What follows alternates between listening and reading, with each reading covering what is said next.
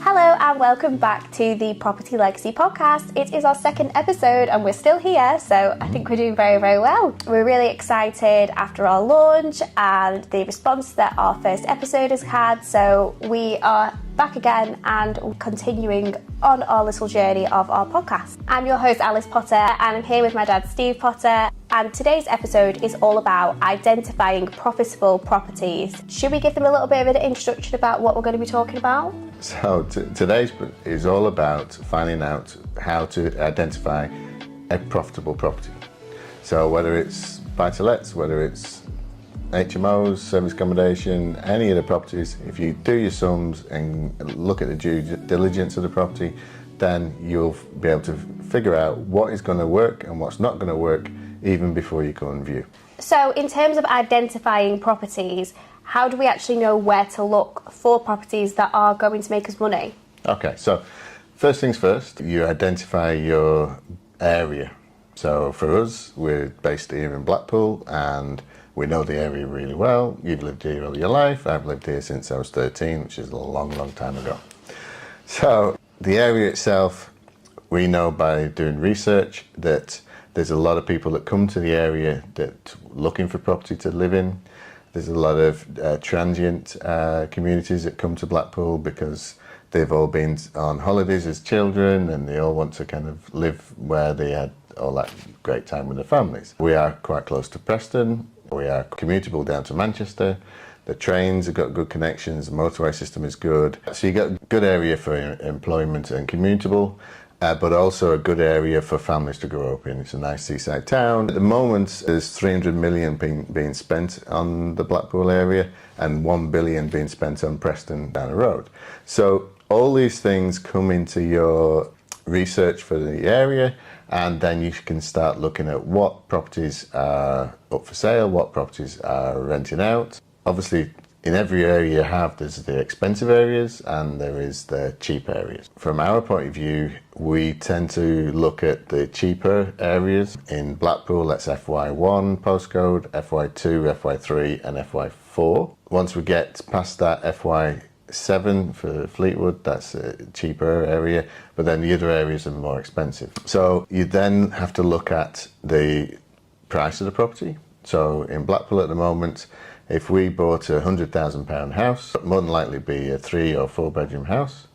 And we know from the local market that we could achieve around about £850, £900 a month for those types of properties. From that, we can calculate the gross yield and then also calculate how much deposit you need to put down to get your mortgage and all these other factors. And can I ask, because I don't know, what is gross yield? What does that mean? Okay, so it's the gross amount of income you're going to get out of the property.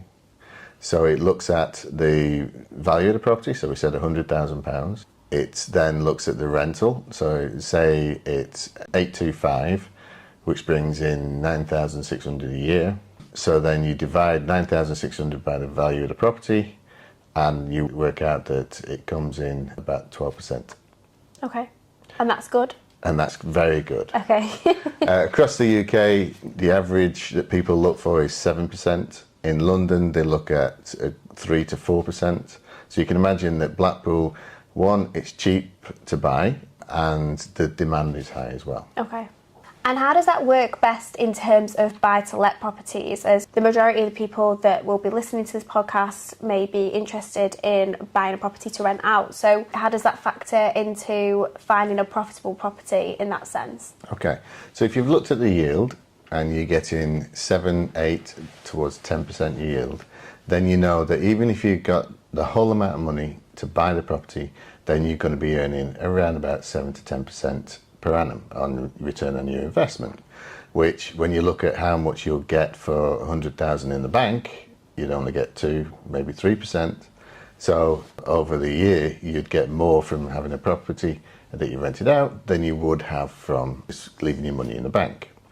Obviously, there's some cost to go involved, so that'll go into it. That's why we said looking at gross yields. But other than that, that gives you a really good viewpoint to look at it, and you can then work on how you're going to fund it and how much of your money you're going to put in the property. Inflation at the moment is at 3.5%.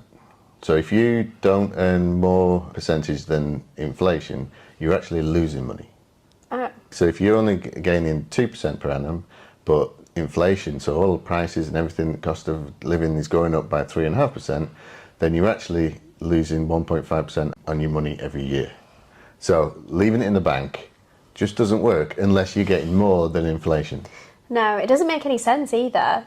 Exactly. So it's very safe. And that's what people like. People like to put the money in safe and risk-averse kind of developments. And your financial advisor will always say you diversify in risk-averse portfolios. But unless you're making more than inflation, you're losing money. Yeah, and it's important to know that if you had this money in a bank account and you wanted to do something to it, you can actually give that to somebody else to manage. It's not something that you would have to fully manage on your own, because that's one of the services that we provide at PPS. We do full property management services. So, you know, you invest your money, but you're getting a return on your investment. You're not having to worry about the nitty-gritty bits of it or tenants or anything like that, but you're just consistently going to be making the money back that you've invested, and it's a safe investment. Yeah, and you can leverage your money. So leveraging your money, it means that instead of spending the whole 100,000 on a property, you can get a mortgage for up to 75% of the value of the property.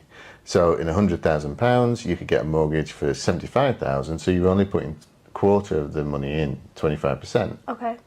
So that when you then work out how much return on investment you have, it's what money you've got in the property. So if you've got 25,000 in the property instead of 100,000, then your return of 9,600 a year gives you a lot more percentage. So you'll be in the 20s percent and above, so 20, 24, something like that. And that then means with 100,000, you could actually go and buy 4 properties and make more money again and spreading your risk. So it's not just a question of saying, oh, I need 100,000 to go and buy this house. It's a question of how we're going to fund it, how much money we're going to use of our own money, and then what return that then gives us. So people that I network with and know through property investing all know that I have a big aversion to using my own money. I hate it. I don't like using my money. And from 2019 to today, we've built a £1.5 million portfolio, but still not spent more than £20,000. Oh, that's pretty good going. So our return on investment is really high. Okay.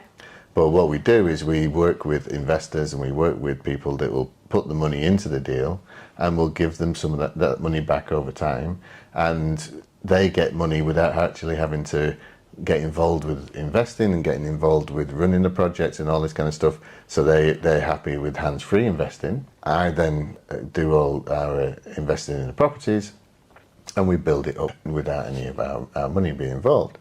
So that's 2 different ways of looking at it. You can either put your money in to buy it outright, but you'll earn 10%, or you can leverage your money and buy multiple properties and then 20-odd%, or you can use somebody else's money and still make 200% profit per annum or infinity amount percent. Because if you don't put any money in, you're getting free money. Even if it's £50 a month, that is £50 a month, absolutely free. But you didn't have that £50 a month before, so exactly. It's worth it. So people are putting their money up so you can go and buy property, and as long as you leverage people's money and leverage your own money and your time, you can earn money without actually buying the property yourself. And that's why obviously research is important, because we need to identify what classes as a profitable property. You don't want to be investing your money or somebody else's money into something that isn't going to be bringing you the rewards back. And you need to look at the state of the property, what maintenance it's going to need. You're not going to go and buy a property that's in the best area for the high prices and things like that, because in an area like where you have in Blackpool, we'll get 825 for a 3-bedroom house per month. Whether that's in Lytham St Anne's, you might get an extra £100, £200 a month more, or whether it's in Fleetwood or over Wire or anywhere in the area, it's still going to be around about £800 to £1,000. But you're going to have to spend a lot more money to buy a house in Lytham St Anne's, or Royal Lytham St Anne's as they like to be known. I forgot to say, on Facebook yesterday I saw a house, FY3 or FY4 area, 3-bedroom house, and they said that it had like a secluded garden, didn't have a picture of the garden or anything, and they're wanting £1,600 a month for it, rent. And everyone was just like losing their minds about the amount of rent. Like, who's got that money for rent on a 3-bedroom house? This is the thing. So the way you got to look at it is, you want to get as much out of your property as possible, but it should be a win-win for the tenant as well. Yeah. And a lot of people, if you're looking at the lower end of the market, you're going to be finding properties for people who are on benefits, people who can't afford to get a mortgage. It doesn't mean they don't want a nice quality house, doesn't mean they don't want a safe area and a safe house for the children to grow up in. Of course they do. But what it means is the local area, the local housing authority set of how much they will give.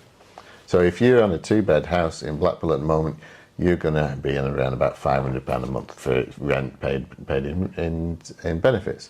If you're on 3-bed, then it's £572 a month.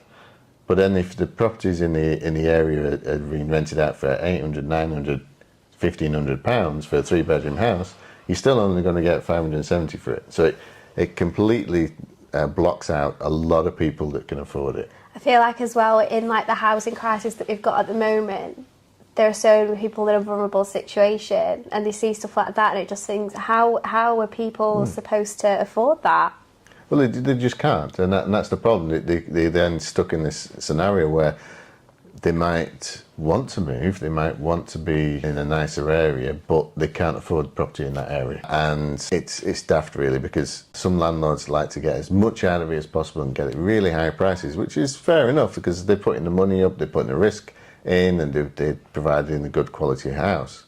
But they have to understand that if people can't afford it, they might be able to afford it on paper today, but in 2 years' time they could lose a job, they could have an illness, they could have a reason for not working anymore, and then all of a sudden you got somebody in the property that can't afford it, they can't afford to move anywhere else because everywhere else is quite expensive, and you've then got a big problem because your mortgage isn't getting paid, and people are not happy. No. So we always have to look for a win-win scenario so that the landlord works well and enjoys having the property rented out and makes money, and the tenants can afford it and also look after the property. You know, we always suggest that if somebody is renting one of our properties, we always suggest that if in the future they want to buy the property, then they can do. They can buy the property at any time as long as it's for the going rate at that particular moment.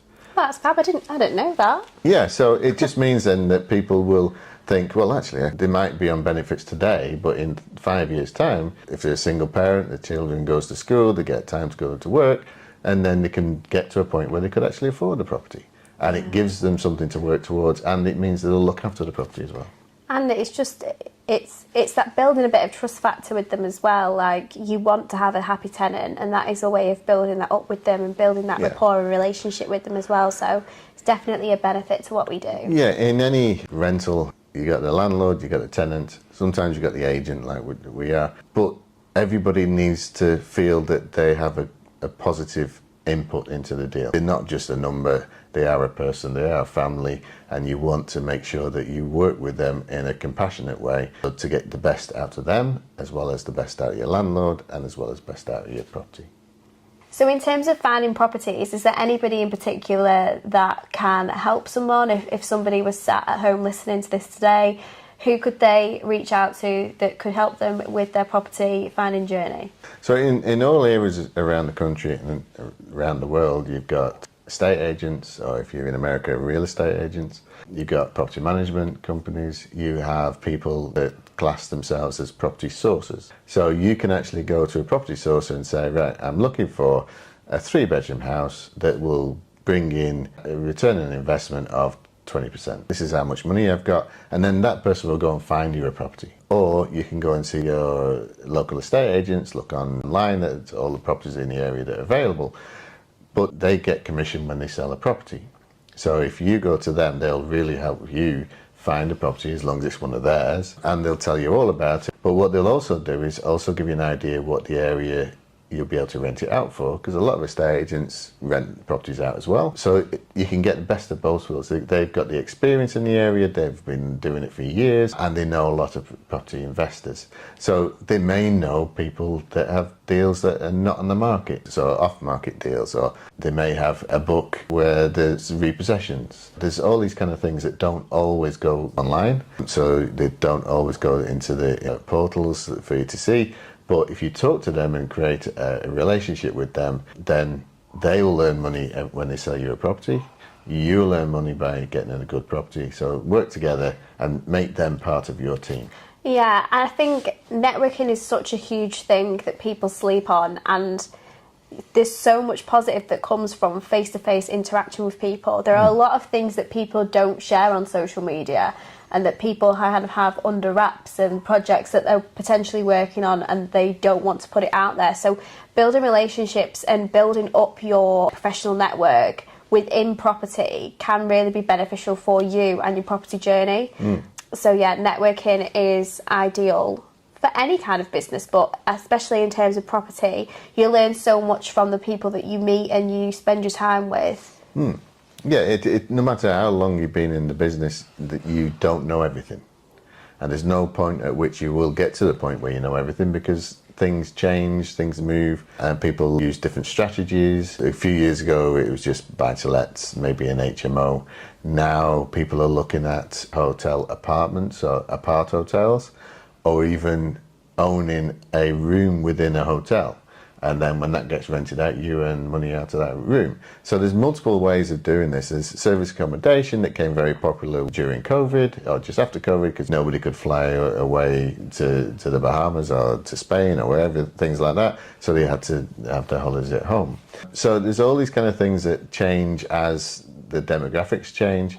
So you need to keep talking to people and networking, see what is the new area that people want, whether it's service accommodation, whether it's HMOs, living in communal housing, whether it's housing for people over the age of 55. There's a big market for that, and social housing as well. Yeah. There's a huge market for social housing, because years ago the government had council houses, and then they started selling them off because they didn't want the upkeep and the cost of upkeeping them, so they sold them off to most of the tenants. And now there's no social housing, or not enough, and now they're having to look at developers and property investors to provide houses to the social housing people. Yeah. So they will actually give you a 5-year deal or a 7-year deal renting that property, and they'll manage it for you and they'll maintain it for you as well. So there's lots of things to look at. There's a huge crisis in Blackpool at the moment, especially in terms of service accommodations.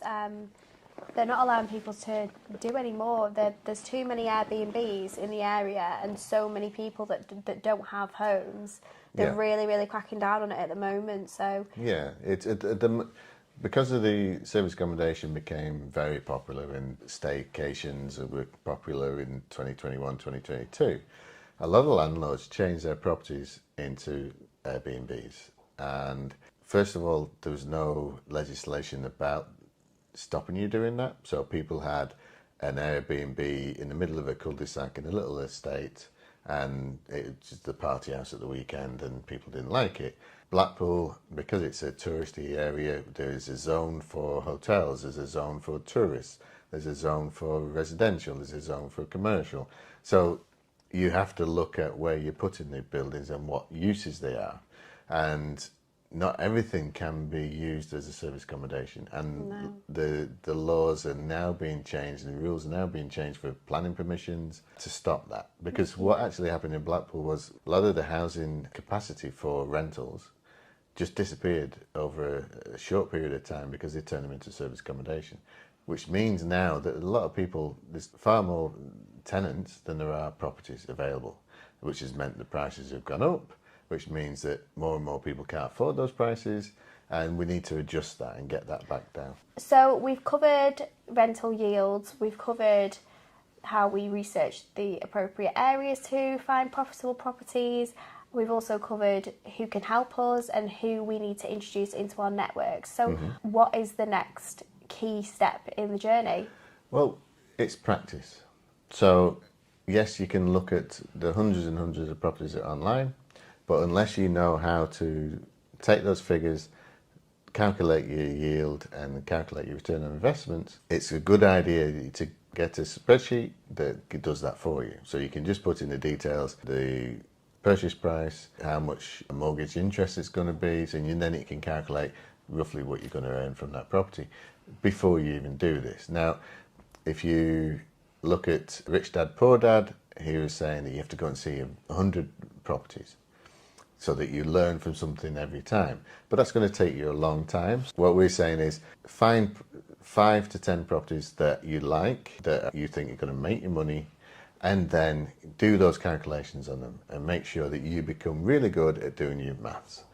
Once you get confident with that, you can then start going viewing properties and looking at what the problems that could be buying a property, and why that one property is really cheap and why that one property is really expensive in the same street. Like we've said, a lot of things can look a certain way on social media. I know that more than others because that is my job. But yeah, it's always good to go and have a look.